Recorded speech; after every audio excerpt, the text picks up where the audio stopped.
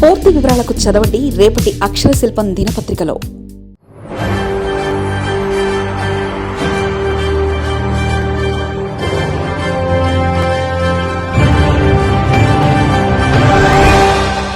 కూటమి పాలన అంత బాగాలేదని ఏపీ ప్రభుత్వంపై భిన్నాభిప్రాయాలు. సర్కారు వారి పాలన సంతృప్తిగా లేదని కూటమి శ్రేణిలో అసంతృప్తి పెంచుతున్న అంశాలు.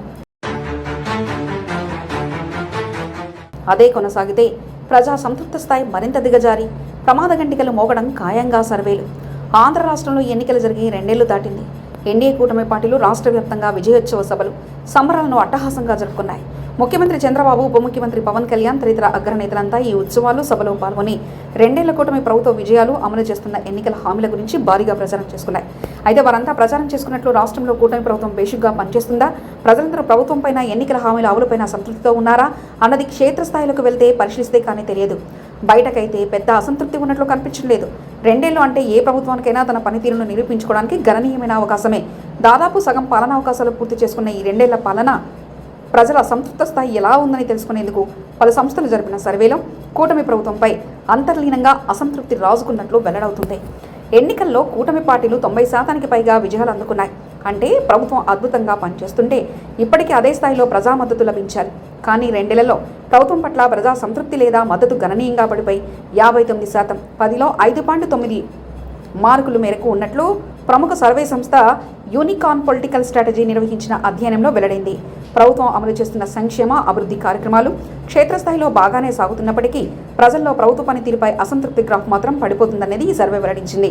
అమలు చేస్తున్న పథకాలు, కార్యక్రమాలపై సంతృప్తి కనిపిస్తున్నా ఎన్నికల్లో ఇచ్చిన సూపర్ 6తో సహా ఇతర ముఖ్యమైన హామీల అమలు విషయంలో ప్రభుత్వం మౌనంగా ఉండడం ఆయా వర్గాల ప్రజలను తీవ్ర అసంతృప్తికి గురిచేస్తుంది. నిరుద్యోగ భృతి, మహిళలకు జీవన భృతి, 50 ఏళ్లకే బీసీ మహిళలకు వృద్ధాప్య పెన్షన్ వంటి అంశాలు అమలుకు నోచుకోకపోవడంపై ప్రభుత్వంపై అసంతృప్తిని పెంచుతున్నట్లుగా వెల్లడింది.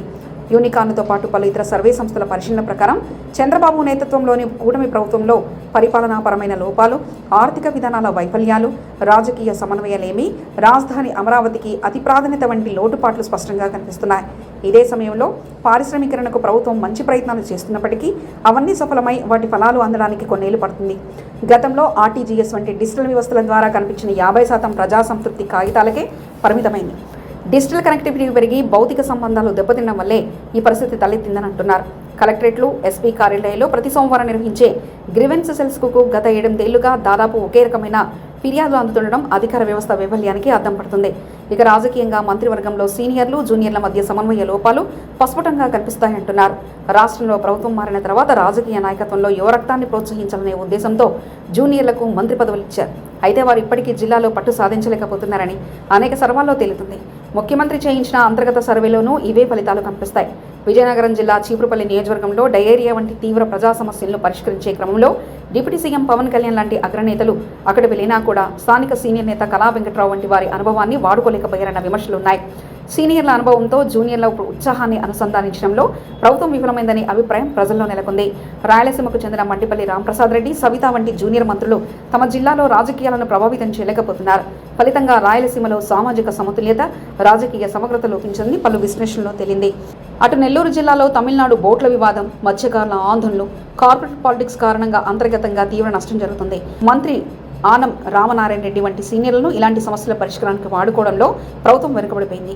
ప్రస్తుతం సిఐడి విభాగానికి డీజీ ఉన్నప్పటికీ క్షేత్రస్థాయిలో సిబ్బంది లేకపోవడం, 13 జిల్లాలో పబ్లిక్ ప్రాసిక్యూటర్లు లేకపోవడం, గత ప్రభుత్వానికి అనుకూలంగా పనిచేసిన ఇన్వెస్టిగేషన్ ఆఫీసర్లు ఇప్పుడు కేసులను క్లోజ్ చేసేలా నివేదికలు ఇవ్వడం వంటి పరిణామాలు కూటమి శ్రేణుల్లో అసంతృప్తి పెంచుతున్నాయి. రిటైర్డ్ అధికారులను ఎక్స్టెన్షన్ ఇచ్చి పెత్తనం అప్పగించడం వల్ల ప్రమోషన్లు నిలిచిపోయి ప్రభుత్వ శాఖలో నైరాశ్యం అనుకుందంటున్నారు. ప్రస్తుతానికి కూటమి ప్రభుత్వం సంక్షేమ పథకాల ఆధారంగా బండిని బాగానే లాగిస్తున్నప్పటికీ రాబోయే స్థానిక సంస్థల ఎన్నికలు, ఆపై 2029 సార్వత్రిక ఎన్నికలను దృష్టిలో ఉంచుకొని క్షేత్రస్థాయిలో ప్రభుత్వ రాజకీయ వ్యవస్థలను బలోపేతం చేసుకోకపోతే ప్రజా సంతృప్త స్థాయి మరింత దిగజారి ప్రమాద గంటికలు మోగడం ఖాయమని యూనికాన్ వంటి సర్వే సంస్థలు పేర్కొంటున్నాయి. మరిన్ని కథనాల కోసం సబ్స్క్రైబ్ చేసుకోండి మీ అక్షర శిల్పం. పూర్తి వివరాలకు చదవండి రేపటి అక్షర శిల్పం దినపత్రికలో.